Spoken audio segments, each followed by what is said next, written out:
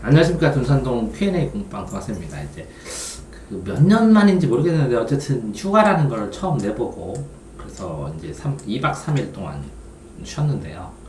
이제 아들이 이제 서울대 국어교육과 면접 보고 거의 3등 정도 될 것 같으니까 10명 중에 합격할 것 같아서 과도 그렇고 그래서 한번 좀 3일 동안 한번 맡아서 해보라고 했더니 최저 시급보다 20원 더 줬습니다. 최저 임금 시간당. 그런 다음에 이제 아들이 친구들도 데려오고 현장성 있게 하면서 이제 전 과목 다 답변을 해줬는데 뭐 역시 아이들이 수학이 문제니까 보니까 역시 수학을 많이 질문하고 수학 중심으로 되네요. 입시는. 근데 이제 아이들을 그 질문하고 답변하는 걸 보니까 이 단계, 그러니까 어떤 단계에 이 아이가 머물러 있나 이런 것들 좀 새삼 생각하고 왔는데요. 짧게 생각을 했는데 역시 뭐 가르치는 건 맞는 것 같아요. 이렇게 가르치는 게 맞는 것 같고 좋은 교육 해주는 것 같고 좀 지쳐 있어서 3월달 이후에는 평일날 하루 저녁 정도는 하루 정도는 쉬든지 하루 정도 몇 시간 동안 쉬든지 이렇게 쉬는 시간을 좀 만들어야 될 것 같아요. 근데 하나 느낀 거는 아이들을 수업을 해가면서 단계적으로 막 끌고만 가니까 뒷받침을 해주지만 목표치를 정해주고 막 가다 보니까 아이들이 너무 아들을 웃음이 없게 수업했지 않나라는 반성을 많이 해봅니다. 뭐 친구들 와갖고 이제 특강비 주고 특강하게 하고 뭐 하다 보니까 자기들끼리 즐겁게 웃고 이렇게 3일 동안 지내서 아이들도 공부 많이 했더라고요. 많이 했는데 그 웃음이라는 키워드를 어떻게 아이들을 해줘야 될까라는 생각은 들어요. 1대1로 수업을 하다 보면 웃음보다는 더 진지하게 공부를 많이 시키니까. 그러면서 또 하나는 이제 가족들하고 저녁 식사 이제 애기 엄마가 추천하는 스페인 음식점 가서 먹어보고 치킨 시켜가지고 아들들하고 같이 먹고 가족들 때문에 내가 일을 하는데 그쵸?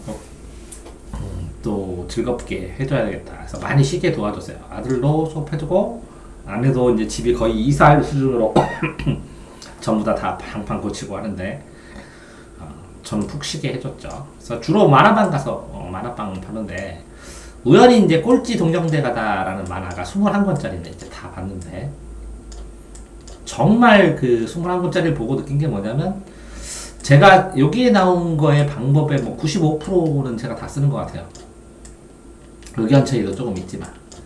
근데 여기서는 이제 여러 과목 선생이 나와요. 뭐 리더 역할을 하는 변호사인 선생이 사회를 가르치면서 하나 있고, 국어 선생은 생각을 좀 많이 해라. 생각을. 영어 선생은 두려움을 이기고 리듬으로 받아들여라. 뭐 수학 선생은 일단 계산이 정확해야 되고 100%. 암기를 해야 된다. 주입식이다. 수학이.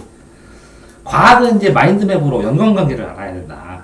근데 이제 시험이기 때문에 이게 다 모든 선생님들이 속도를 단계에 맞춰서 교과서 중심으로 생각하게 교과서 중심으로 속도 있게 해야 된다라고 얘기 나오고 그 다음에는 일정 기간이 지나니까 이렇게 뭐 그 거의 꼴찌인 여학생하고 남학생이 나오는데 여학생과 남학생이 이 남학생은 가정적인 이유로 이 여학생은 자기가 뭐 가정적인 둘 다 가정적인 이유가 있는데 어쨌든 동경대를 가려고 시켜서 여학생은 합격을 하고 남학생은 아슬아슬하게 떨어졌어요. 그래서 재수를 결정했는데 스스로 공부를 하기 시작하고 이 과정을 선생님이 다 썼더라고요. 누적 기록부를. 학생이 원래 써야 되는데 그 다음에 시험 연습도 시험에 따라서 시험 연습도 철저히 시켰어요.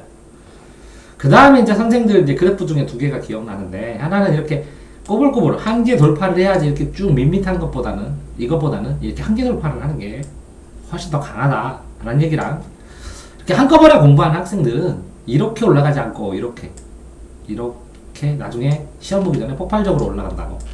그래서 고비를 넘는다고. 그래서 폭발적으로 뒷부분에서 집중시키는 그런 것들에 대해서 나왔어요. 이제 꼴찌 동경대 가다가 이제 일본 드라마에서도 나오고 이제 한국은 공부의 신이라는 드라마에서 리메이크를 하고 그랬는데 이제 이 변호사가 공부는 사람 살아가는 과정을 가르친다고 나와요. 본인은 자기 유명해지려고 했다고 초반에 나오지만 어쨌든 그러면서 제일 처음에 수학 선생을 먼저 넣고 그죠? 그런 다음에 이제 국어 생각하게 하고 영어도 집어넣고 과학도 집어넣고 그랬는데 저는 이거를 전체를 다 해요. 근데 이제 이 수학 선생이 좀 무섭게 생기고 이 과학 선생이 좀 귀엽게 생겼는데 이 과학 선생이 학생 중에 누가 수학을 풀 때 수학 선생이 되게 무서운데 원래는 무섭게 나오는데 이 사람이 귀여운 얼굴 표정으로 시험 보는 애한테 지우개로 짓는 걸 보고 지우개로 지우지 말라고 계산 과정을 다시 복원해야 되지 않냐고 뭐 이렇게 나오는 거나 시험에 심호흡을 하는 거나 그 다음에 이 100점이 아니라 이렇게 뭐 70점, 60점 맞을 수 있는 걸 우선적으로 맞게 한다거나 뭐 이런 것들을 보면 이 지우개를 쓰지 말고 볼펜으로 수학 문제 풀면 안 되냐고 내가 애들한테 얘기하는 것처럼 이제 이 동감되는 그쵸? 근데 이제 오래전 거예요. 여기서부터 더 디테일하게 여기에는 예를 들어서 공부 방법이 한 300가지 나온다고 치면 저는 뭐 3000가지에서 5000가지 정도를 가르치거든요. 아이들한테 디테일하게 그러니까 훨씬 더 진보된 발전된 공부법으로 이렇게 꼴찌 동경대 가는 것처럼 꼴찌 서울대 충분히 갈 수 있다는 거죠. 이렇게 아이들이. 근데 이제 전제가 되는 게 아이가 포기를 안 해야 되고 첫 번째는 아이가 포기를 안 해야 되고 두 번째는 실제적으로 이렇게 공부머리도 좀 있어야 돼요. 좀 배웠는데 또 까먹고 공부머리도 또 있어야 되고 그죠? 공부머리가 있는데 스스로도 조금 할 수 있어야 되죠. 스스로 요 단계에 가느냐는 거죠. 그래서 공부가 재밌는 단계까지. 그러면 이제 단계를 잡아서 순차적으로 하죠. 그러니까 그렇게 생각을 해보니까 여기에 있는 아이들보다는 훨씬 더 지금 제가 데리고 있는 아이들이 훨씬 꼴찌가 아니거든요. 그러니까 충분히 다 누구나 다 가능할 것 같은데 그러면 얘네는 됐는데 얘는 안 됐다. 왜 그럴까 보니까 얘는 흔들림이 별로 적었어요. 그 다음에 동기도 지금의 삶을 변화시키고 싶다 이런 뜻이었고 얘는 그냥 인정받고 싶다. 그러니까 본인의 삶을 변화시키려고 삶을 변화시키려고 공부를 해야죠. 어쨌든 이걸 보면서 천천히 공부법을 했는데 이 국어, 영어, 수학, 과학이 일본에서 유명한 공부법 최고 유행하는 사람들의 이 공부법을 만화로 집대성해서 썼는데 다 씁니다. 그 되게 놀란 거는 어떻게 이 95%가 일치할까를 생각을 해보니까 일본에서 나온 이제 공부법 책자들이 번역이 돼서 그걸 다 저도 공부를 하고 그걸 다 엑기스를 모아서 다 검증을 하고 해보니까 이 만화에 나오는 것들은 전부 다 제가 다 쓰고 있더라고요. 자, 그래서 뭐 어쨌든 이거 공부하면서 아이들 뭐 웃음 짓을 수 있는 먹이는 거 말고 재미있게 지낼 수 있는 시간을 점심시간에 공부를 하지 말게 할까? 아니면 어떻게 할까? 지금 고민 중입니다. 이제 웃음 좀 쉬면서 공부법 지속하면서 가족들을 위해서 일주일에 한 번 정도 쉬는 시간 두고 이렇게 해서 꾸준히 하면 문제 없이 아이들 잘 가르치고 있는 거 아닌가 그래서 좀 든든하게 생각했고 그 3일을 빠지면서 아이들이 이제 질문하고 했던 것들을 보니까 이제 일정한 시간 간격으로 저는 그랬거든요. 억지로 시간을 언제 질문해 라는 것보다는 아이들한테 공부하고 또 질문거리 되면 하고 이렇게 뒤처리를 해주는 것처럼 했는데 하루하루 공부 시간을 주니까 아이들이 또 그걸 맞춰서 하네요. 그래서 월요일쯤에는 이제 아이들 질문 시간 일정하게 시간표 짜가지고 명확하게 해주고 좀 더 웃게 하고 그 다음에 그쵸? 뭐 이렇게 하면 되겠죠. 네. 그래서 굉장히 고맙게 생각합니다. 특히 이제 인규나 아니면 이제 아내한테 쉽게 해줘서 굉장히 감사하게 생각하고 푹 쉬어서 이렇게 마음이 좀 굉장히 개운해지고 더 편안해지고 그랬습니다. 이제 아이들하고 그전에는 쌓여서 스트레스가 그러니까 실제적으로 이제 뭐 아들 그 서울대 보는데 제가 서울대 4번 정식으로 이제 4번 5번은 시험 봤죠. 4번 떨어진 거거든요. 그러니까 아들이 재수 한 번 떨어지고 재수하고 가니까 5번 서울대 떨어지는 심리 상태가 되니까 굉장히 힘들었는데 어쨌든 전부 다 해소가 돼서 감사하게 생각합니다. 네, 알겠습니다.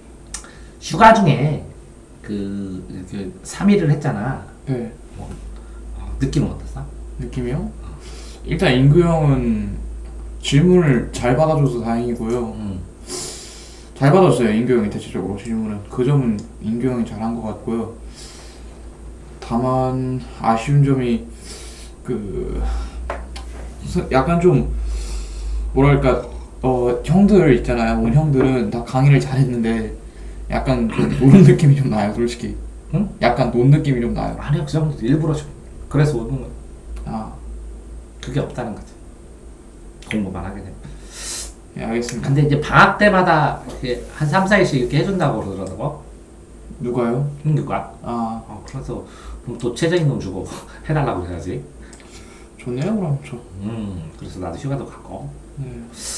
그래서 열심히 봤는데, 그러니까 이 편안하게 아이들에 대한 믿음도 많이 생겼고, 동영상 보니까 애들 웃으면서 공부하고 질문하고 그래서 잘 그 흐름을 애들이 잘 잡고 있다라는 생각이 들고, 네. 나도 내 스스로도 확인하고 아이들도 확인하고 가족도 확인하고 그래서 정말 보람된 휴가였습니다. 그래서 휴가 하는데 열심히 공부한 학생들에게도 감사의 마음을 녹화합니다. 수고하셨습니다.